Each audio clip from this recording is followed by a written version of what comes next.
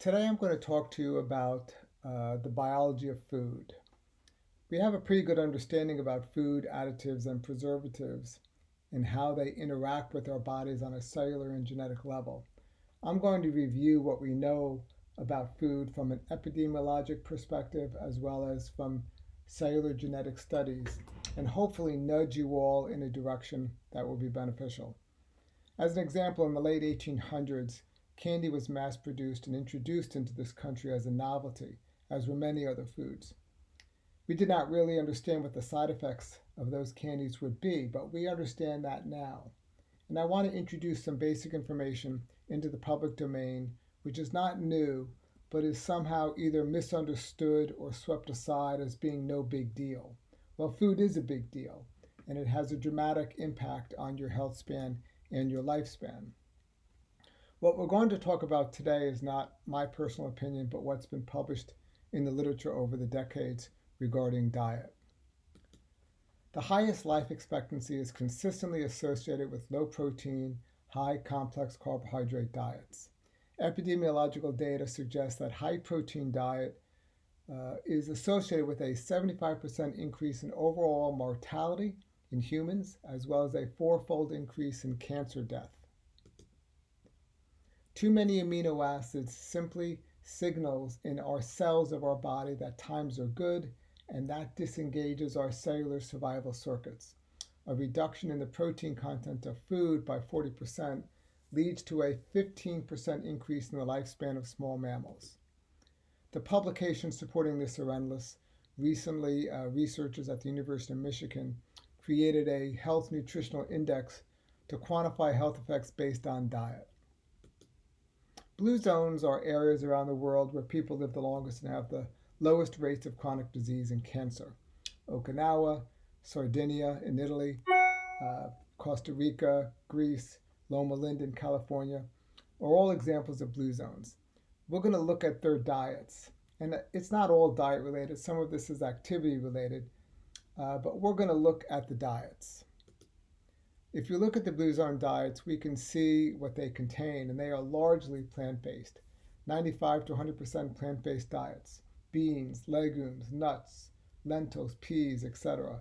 Cruciferous vegetables like cauliflower and broccoli. No processed foods or sugar. Minimal meat and fish. Minimal dairy and eggs. If you have to have bread, whole wheat and sourdough bread. Hydrated largely with water, moderation, coffee, tea, and wine. Blueberries and fruits, vegetables, extra virgin olive oils. Those are largely the characteristics of the Blue Zone diets.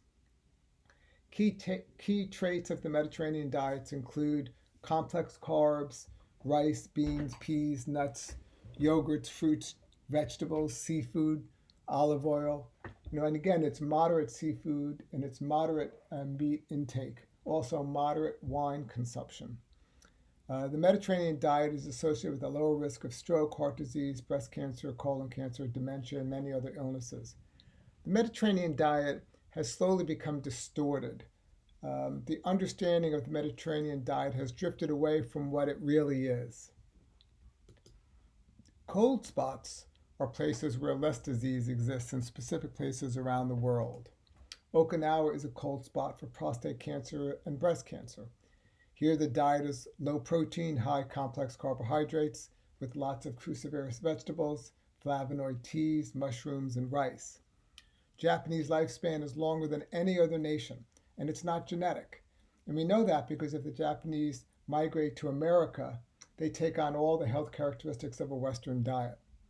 Another factor in Okinawa is a lower calorie intake per day than Western diets, where it's about 2,700 calories per day. We have drinks in America that are almost 2,000 calories. I found one drink, a large smoothie strawberry drink, that has 1,928 calories, 64 grams of fat, and 250 grams of sugar. You're not going to find that in Okinawa. In Iceland is consistently ranked at the top of the list for countries with the longest life expectancy, as well as quality of life among the highest in the world. And again, you see the complex carbohydrates, the grains, the oatmeals, the vegetables, the salmons, the tunas, and the halibuts. Recognize again that fish don't make omega-3s. Fish consume omega-3s that are made in microalgae and plankton. Omega-3s are made in walnuts, flax seeds, and chia seeds, hemp seeds, things like that. Some green leafy vegetables and beans also contain small amounts of omega-3s. Africa is a colon cancer cold spot. And again, their diets are rich in fermented food, pickled foods, foraged foods, and low in fats. The Tom Brady diet, he's getting most of his proteins from plant-based proteins, which are composed, again, of 1/4 protein, 3/4 complex carbohydrates. You see the same common denominator throughout all the blue zone diets in cold zones where they are largely plant-based. So a plant-based diet is a low-protein, high-complex carbohydrate diet. And don't misinterpret this to mean you don't need proteins. We need proteins in our diet, but our Western diet has too many proteins, which disengage our survival circuits in our cells. Too many amino acids upregulate mTOR, which downregulates the recycling of the misfolded proteins in your cells. So let's take a look again at my earlier slide. Again, the highest life expectancy is consistently associated with low protein, high complex carbohydrate diets. Epidemiological data suggest high protein intake is associated with a 75% increase in overall mortality in humans, as well as a 4-fold increase in cancer death. Plants have phytochemical molecules that engage our survival circuits. And as I said earlier, 95 to 100% of the blue zone diets are largely plant-based. American or Western diets are just drifting farther and farther away from these plant-based or blue zone diets. We have to get back to the beans, the nuts, the legumes, the oats, the seeds, the vegetables, and get away from the processed foods and the sugars. And I get it. Sometimes beans and legumes and seeds are hard to digest, but there's no question that they contain the right composition for the greatest health benefit. And we will talk about how to make them more digestible and more palatable. Let's take a closer look at the composition of beans and legumes. Beans and legumes are 1/4 protein and 3/4 complex carbohydrate. This is again what we want to engage our cellular survival circuits and what promotes our cells to recycle misfolded proteins. A closer look at the proteins reveals that the beans and the legumes are not a complete protein, but by combining them with a whole grain like brown rice, you create a complete protein. Quinoa is a complete protein. You can get all your amino acids that you need from a plant-based diet. A closer look at the complex carbohydrates reveals that they are 75% starch and 25% fiber. And the starch is just not normal starch. It's what we refer to as resistant starch. It acts more like fiber. The starch also feeds the friendly bacteria in your intestine. When you eat resistant starch, it ends up in your large intestine, where the bacteria digest it and turn it into short-chain fatty acids, which the colon uses for 70% of its energy. Resistant starch also reduces the pH level, potentially reducing inflammation and leading to several beneficial changes that should also lower your risk of colon cancer. Resistant starch also aids in digestive disorders such as inflammatory bowel disease, ulcerative colitis, constipation, diarrhea, leaky gut syndrome. Now, a closer look at the fiber reveals that it's primarily a soluble fiber, which is also metabolized to small chain fatty acids, which again provides the energy to your colon.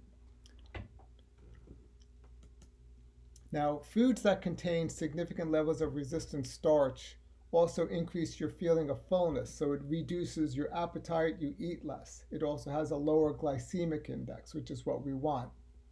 We want to feel like we're full, so we eat less. Look at how high the glycemic index is of white potatoes and white bread. Very high. The glycemic index of black beans or pinto beans is 30 to 39. Now, normal starches break down into glucose when digested, but resistant starches do not break down easily. As resistant starches ferment in your intestines, more good bacteria are created, boosting your overall gut health. Um, so what's fermented food? Well, we don't digest beans and legumes and seeds as well as we would like. Fermentation makes these plant-based items more digestible, more tolerable, better for the GI system and tastier. Also great for our biome. So let's just take a closer look at what fermentation is. We're using the cellular mechanism of a microbe to partially digest the index food, or let's say in this case, sugar. It metabolizes it, it ferments it, and the byproduct is alcohol. This is just a demonstration of using yeast to metabolize sugar to make alcohol. Different organisms, however, are used to partially digest or metabolize other index products to make other end products. Soy sauce, cheese, beer, wine, bread. You can use just different organisms to ferment your index product. So with beans, legumes, seeds, when you incubate them with mycelium, you can make a non-tempeh fermented food, or a non-soy-based tempeh. And I think, look, ideally you want to get this without preservatives, all fresh, certified organic. And I recognize sometimes this is hard to get. But when you ferment beans, legumes, and seeds with mycelium, you make a non-soy tempeh. And that's what it looks like. It's almost kind of the consistency of a chopped meat. So that's why fermented foods are popular. They're more digestible, they're plant-based, they provide the right protein-carbohydrate ratio, and they make you feel full sooner. So let's take a look at the other benefits of fermented food, the enzymes, the biome, and the omega-3s and the vitamins. So an important function of the mold and fermentation process is the synthesis of enzymes. And as we age, our enzyme levels decrease. And the fermented food helps to provide those enzymes, and it helps to provide that the food is pre-digested. So we digest it better. So before we talk about bacteria and probiotics, I need to make sure that you understand what the human biome is. So the human biome is the aggregate of all the microbiota that reside on or within human tissues. The human microbiota consists of 10 to 100 trillion symbiotic microbial cells, primarily bacteria. Microbes far exceed the number of human cells in the human body. We are essentially 90% bacteria and only 10% human. But we are in equilibrium with this bacteria. The balance of bacteria in our bodies is critical. We augment the balance with fermented and plant-based food. So let's talk about the benefits of bacteria and probiotics supplied by fermented food. Fermented food contains good bacteria, referred to as probiotics, which do three things. It helps our bodies balance out the number of bad bacteria, it helps improve digestion, and it prevents disease. So how important is the human biome? Well, the list is on and on, goes on and on. When the balance between our body and our bacteria is out of balance, we see a whole number of human disorders. We need to take care of our biome. Now let's compare animal versus plant protein. Plant proteins fuel anti-inflammatory microbes and suppress destructive microbes. Animal protein creates a very different biome associated with inflammation, cardiovascular disease, and cancer. Substitution of a plant protein for an animal protein, especially when you're dealing with processed meat, may confer a substantial health benefit. If you compare the characteristics of fat, cholesterol, complex carbohydrates, and fiber to plant versus animal proteins, you see dramatic differences. In the category of the plants, you see unsaturated fats. Here you see saturated fats, not what we want. With cholesterol, you see no cholesterol with the plant-based, and you see a lot of cholesterol with the animal fat. With complex carbohydrates, you see a lot of complex carbohydrates with the plant-based, and you see almost no complex carbohydrates with the animal protein. And the same thing with the fiber, a big dramatic benefit in all of these categories. So eating foods rich in unsaturated fat instead of saturated fat improves blood cholesterol levels, which can decrease your risk of heart attack and stroke. We all know the value of omega-3 fatty acids and vitamins, and as I stated earlier, omega-3 fatty acids are synthesized in plants such as flaxseed, chia seeds, walnuts, things like that. Fermented food also provides the B and the C vitamins, and it also enhances their absorption. Now, this is not a global warming topic, but while we're on the topic of meat, proteins, let me just go off on a tangent, primarily because it's an interesting cocktail conversation. But cows ferment the food that they eat in their stomach so that they can digest it. And a byproduct of that fermentation is methane gas. And methane is 28 times more warming per molecule than CO2. We have 1 billion cows worldwide, which accounts for 2 billion tons of CO2 warming. Just to give you a little reference on fossil fuel combustion, which produces nitrous oxide, and that's 265 times more warming per molecule than CO2. All right, anyway, let's get back on topic. We need to ramp up our plant consumption and recognize that almost every culture on Earth has fermented foods as part of their tradition. Now, we talk a lot about our biological age versus our chronological age, and I want to just explain to you how diet affects your biological age. This is an example of your genome, your DNA. This is an example of your epigenome. This is your DNA with methyl groups that are controlling certain genes being turned on and off. And of the 20 million methylation sites, only a few thousand of them are highly correlated with age. Now, 60% of these methylation sites are lost with age, and sometimes we gain different methylation sites with age. And we refer to this loss of our original pattern as methylation drift. Now, as an example, if this one area is turned off, and this is a tumor suppressor gene, and you turn it off, you no longer suppress that tumor. So we want to maintain our original epigenetic pattern or our original epigenetic landscape. We do not want our epigenetic landscape drifting to a different pattern. This is how we lose cellular identity, and this is how we lose cellular function, and this is essentially how we age on a cellular level. Now, a study by Fitzgerald in 2021 showed that in a randomized clinical study, depending on what they fed people, and then did DNA sequencing to assess their biologic age, they could reverse the epigenetic drift back to the original epigenetic age. They could make somebody biologically younger by giving them plant-based food, phytonutrients, polyphenols, intermittent fasting, Mediterranean diet, exercise. All of those things actually led to reversal of this epigenetic drift. So the benefits are not just observational, they are also genetically identified. So think of our body's cells as machines, and the more we stress the cellular machines, the more we are likely to introduce sludge into our cells, compromising protein synthesis, compromising cellular identity, mitosis, autophagy. Essentially, you are accelerating aging by what you eat. The more we stress our body, the more we stress our cells, the more we shift our equilibrium equation to the side of aging and cancer.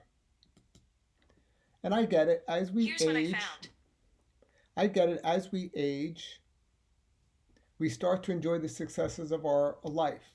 We start to drink more, we start to have bigger meals. Eating is very social. We get together, we break bread with our neighbor. It's part of our human fabric. But what you're eating and drinking is drifting away from where it should be, partly because we don't know any better. But I think the science is out there where we should know. So we have to pick our vice. We have been nudged to associate all this type of stuff with great times, celebrations, American pastimes, barbecues, and we probably need to change our default box. I hope you find this information kind of valuable. I find a lot of people just aren't aware of this, and they think the food doesn't make a difference, but it does. And I think the more we understand this, the better we're going to all be with regards to our health span and our lifespan. Thank you.